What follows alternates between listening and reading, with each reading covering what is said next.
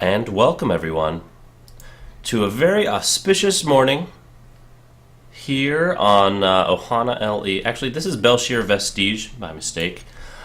The most important thing to say here is that this is the very beginning of the MSL Code S Semifinals. We have up here in the top left-hand corner EQBisu as the blue Protoss playing against his arch nemesis, the red Zerg player SilverSnyper, down here in the bottom right. So once again, for those that don't know, the MSL Code S is in fact it's actually Platinum, Diamond, and Masters level players. These players have already made it through one round to arrive here at the semifinals, and we're really excited to get this going. I mentioned before that when I casted a gold and platinum level game, that was the highest level game that I had myself ever officially casted, and now that record is being smashed to tiny pieces as we are here with EQBisu, who I do believe is a diamond, and SilverSnyper, who is a master level Zerg. So really excited to see if I can keep up with what is going on, and look at all that APM, 135. So we're going to have a pool hatch. No, we're just going to have a very pretty standardly timed pool, and then we're going to see that hatch going down pretty soon after that. We're going to see if we can block that off. EQBisu is definitely going to attempt to get that block completed.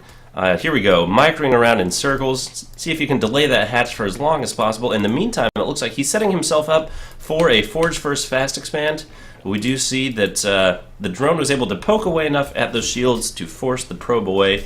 And now we see the Nexus. I think that was Nexus before Forge. So excellent move there. That's going to give him a little bit more of an economic advantage here in the later game. However, with this early pool, that means his Zerg opponent is actually going to be able to be at his base very quickly. No gas has been mined though, so there's not going to be any speedlings. There's not going to be any threat of banelings here anytime soon.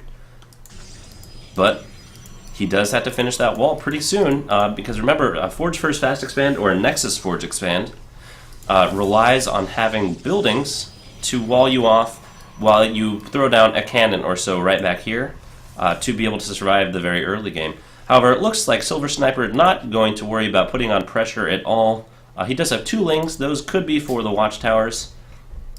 Just for some general scouting, we do have SilverSnyper scouting ahead, noticing this is a two-basing Protoss and is correctly taking that third base even before gas. So he's definitely going into the very hardcore macro mode. We will see another queen pop out here, just enough money. There goes that second queen. And then we should see a third in short succession. Okay, other than that, everything's pretty standard. We have the gate just about finished. We have some gas geysers being taken by EQBisu, and a cybernetics core. So just playing very standard. This is the first game of the best of 5, so both players checking each other out in a very non-offensive way. They're going to play standard. They're not going to try to be cheesy. They both made it this far, so I'm really just excited to see where all of this goes. I love the fact that SilverSnyper is being very active on the map, really checking for those proxy pylons or any other shenanigans like that. We do have the second queen coming out here. Notice that it was started earlier at one of these hatcheries, so then it can move down here later on in the game. Sorry, we have a little bit of lag going on. The probe here will be scouted and will be chased away. However, without speed, it should be able to survive, and it looks like he's not even going to worry about chasing that all the way down. This Overlord here is going to be able to see everything, and by the same token, his Protoss opponent can see that Overlord, but can do nothing about it at this point in the game. We do have Warp Gate going down, but Warp Gate itself not going to be enough to really change the flow of the battle, but here, 3 more gates, that could actually make quite a large difference. So 4 gate so far. We do have the gas geysers being thrown. We have 3 gas geysers, 4 gas geysers, and SilverSnyper is going to go crazy in terms of teching here in just a moment. We do see a Roach Warren, and I would not be surprised to see a what do we call those things? It's a evolution chamber. to be throwing down some upgrades. Remember, sorry, I do that thing where my brain classifies all buildings that do the same into the same lump in my brain. And then what happens is when I need to call or fetch that name out, I generally just want to spit out any of the buildings. It seems to randomly assign a value based on the correct group, but it might not be the right thing. So I've frequently been calling them eBays, even though they're not eBays for everyone. There could be forges or evolution chambers. So a little glimpse into my brain that I know everyone really, really wanted to know. We do see both of those evolution chambers. These are not eBays, but they're the Zerg eBays, so I feel pretty good about that. Some upgrades. We're going to see exactly what he decides to go for, as this will generally tell where they want to go in the future. We do a +1/+1, which is +1 ranged and +1 carapace. So it's going to be sticking with those more range-based units. Here we do have this Overlord being pushed back by the Stalkers, however not going to be able to be taken out. A defensive spine crawler here at the third base. I feel this is actually a pretty good move, as the creep spread is not all the way there yet. And looks like still macroing. Look at the number. We still have 9 drones in production. So looking at the worker tab, we do see 59 to 44. So quite a lead for SilverSnyper, although the army sizes are actually the other way around. But keep in mind, it's because Protoss need to produce units serially, whereas Zerg really likes to produce all their units all in one big clump. They'd rather drone the entire time. We do have a macro hatch going down, though. Sorry, I apologize for all the lag. We're actually doing quite a bit on my network. We are copying multiple seasons of recorded psych from one computer to the other. And for all of you that love psych, I say, that's right. I hear that. What? I'm terrible at those, but I really do enjoy the show, and that's about all there needs to know. Spore Crawler, Hydralis Den. This was pretty much implied, actually, once the upgrades were going down. Generally, if you're going to see them going for anything like Broodlord or Ultra later on in the game, you'll see Carapace and +1 melee going down. And the other only really, ranged weapons that the Zerg have in their arsenal are Hydras, and you can count Locusts. So I would be interested to see when he goes for that Hive, and when, in fact, if in fact he goes for a Spore Crawler, or a Swarmhost in any kind of way. We do have a pretty big force moving out for EQBisu, though I don't know if this is really going to be enough to do very much. We do have another cannon going down. We have some upgrades going on. I don't believe this is meant to go out and kill. It's simply moving out on the map. And remember, anytime that you go and force your Zerg opponent to build anything other than drones, you're basically winning. So we see 11 roaches coming out right now in threat of this attack that's coming out. We see a proxy pylon that'll be coming down as well. We do see +2/+2 weapons started from SilverSnyper, and he's got quite a large food lead, but the army size is actually pretty darn close. The engagement here will really depend on who gets the better trade. This is a very narrow choke to engage in. I love the creep spread here. Also would love to see this continue to spread around. There are a lot of zealots, and there's no tech units here, although there's also no tech units for his opponent, SilverSnyper. And it'll come down to force field control. And now there is an immortal here, but one immortal in a force this large does not an attacking force make. This is going to be a really bad engagement. He's really got a large concave here. There are Hydras on the field now. We do have an infestation pit coming. So he will be able to throw down some of those scarier units like the Infestor and the Infested Terran. He's going to be taking this down, trying to get a better engagement, but now instead the Zealots are simply cannon fodder. Look how fast those Hydras are on creep. Off of creep, they're actually almost they're almost stationary is kind of what it feels like. You can't seemingly ever retreat with Hydras until in Heart of the Swarm they introduced the muscular augments that we saw in Brood War. So really interesting. So we're just going to be kind of sitting here stagnant a little bit as neither player really wants to commit. Remember, these choke points are quite narrow, and depending on the force field controlled, it could make a huge difference. Good job clearing out that creep. That's actually going to make a big difference here in the future engagements. He just, EQBisu actually just really needs some sort of AoE going on. He does have a third base coming up. Good job trying to contain that base here, but excellent job from his opponent, scouting to make sure that this, in fact, is not happening. And there are those Enduring Locust upgrades. And so it looks like he might actually be going for the Swarm Host instead of Infestor. Although with this composition of army, Infestors are actually still quite good, as you're able to lock down those units and allow your Lings and Roaches to get up close and personal with those Blink Stalkers that will be coming out.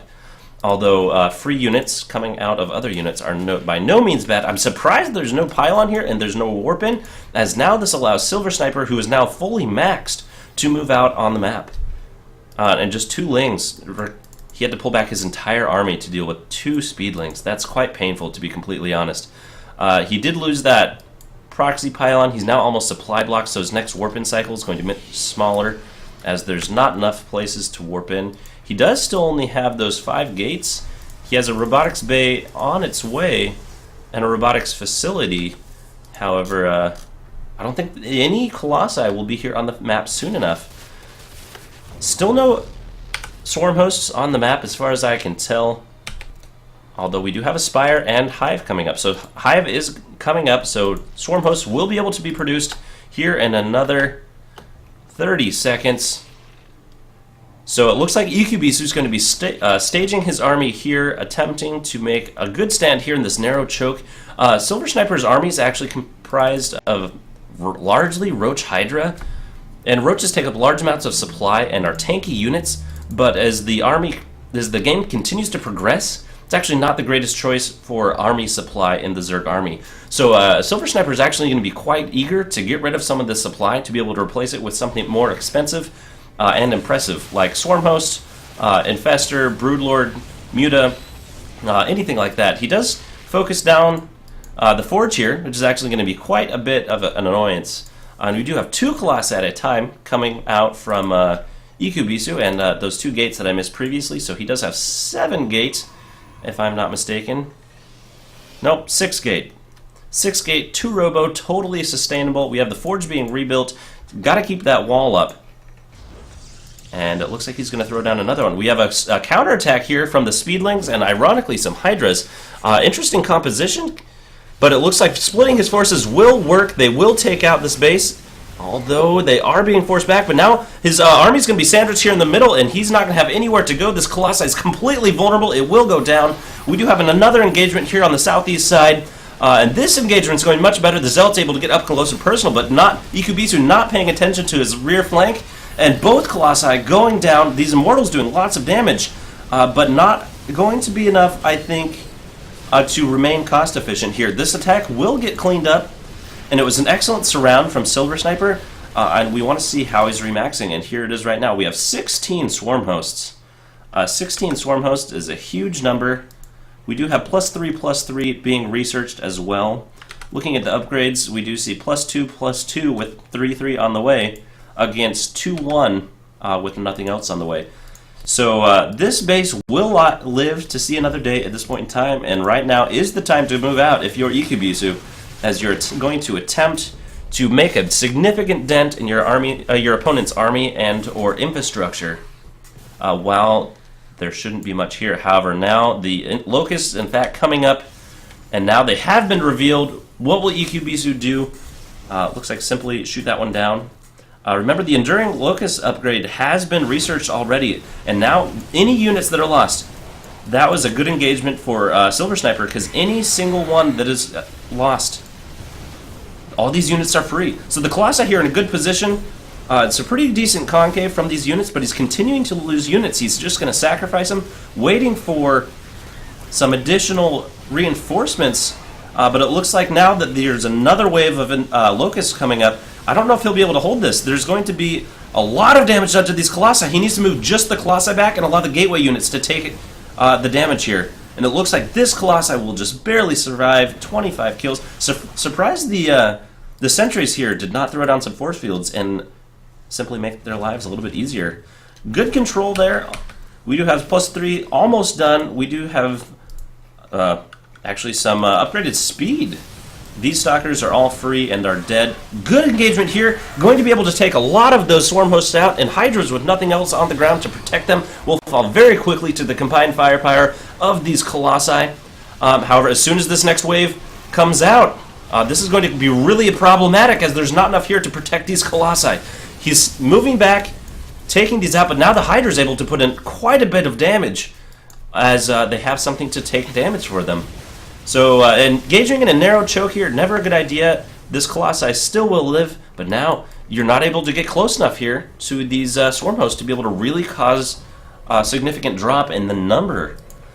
Interesting that we see corruptors coming out instead of vipers. Traditionally, you'll see swarm host viper compositions, as locusts actually do a ton of damage, but they have really small range and they only live so long. But what you do is you take those vipers, you get some energy, and you abduct the colossi right into the middle of the locust pack, and the colossi will go down almost instantaneously. So 13 more hydras coming out, 2 more colossi. We do see +2 armor coming up, but now EQBisu is actually at a very significant upgrade disadvantage. We have another engagement here. Now anytime... Oh, blinking back under, going to take out some of those corruptors. Good move there. The colossi not going to be able to take out any more of those swarm hosts at this point in time. That colossi will go down. The stalkers here are doing a decent job, but with all the locusts on the ground, they're falling very quickly as well, and they're not able to target fire the corruptors as they would really like. Looks like this colossi will go down. The hydra and locust composition will push back the remaining units from the Protoss player EQBisu, and he is now SilverSnyper is now up by 50 supply. And it looks like he's really got this game and the momentum here going his way. These swarm hosts are too far away to really be useful in this attack, and I don't think that EQBisu will fall to this number of just hydras and corruptors. However, once these swarm hosts get up close and personal, this could cause quite a bit of a problem. Checking out the APM, look at these. Cruising. As a side note, I can't seem to keep track of Blizzard and what they've done to the APM counting. Back in the day, I felt very good in Wings of Liberty if I was getting up in the 80s or 90s. And then the update for Heart of the Swarm came out in my first game. I went and watched the replay, and I had an average APM of 185, and I'm pretty sure my gameplay didn't change overnight. And then, even more to my surprise, is I played Zerg. It was up in the 300s for some reason. And then now, actually, after not having played for about a month, I went back and played again, and now my APM's right around the 100 range. So not sure if I just fluctuate wildly, or if it's actually something more malicious, like Blizzard attempting to mess with everyone's minds. We do have this other base is actually really in danger. But because he doesn't know about it, it's actually completely safe for the moment. A good micro here from the colossi. If there's enough colossi out on the field, Locust can actually be basically dead. How did he not see that? Oh, he did in fact see that. He's going to be countering here at the top right-hand corner of the map. And but these locusts actually causing a huge problem. This base will go down, I do believe, although SilverSnyper not willing to commit. I think if he'd stayed there for another moment or so, the base would have gone down. However, he's really focusing on getting those colossi. Now the Archons are here. Those will help out a lot. They do splash damage. That's something the endgame Protoss armies desperately need is AoE. A whole bunch of the swarm hosts here going down. It's a little bit sloppy from SilverSnyper. Although with that huge number of corruptors, the colossi will go down very quickly. But so he is up in supply by a huge amount. That's a ton of supply that can't actually be used, although with the Archons down, EQBisu is going to tap out as he's down by almost 150 supply on a very good first game here in the MSL Code S tournament. Game 1 will go to SilverSnyper, and we'll be right back here in a moment with Game 2 between SilverSnyper and EQBisu.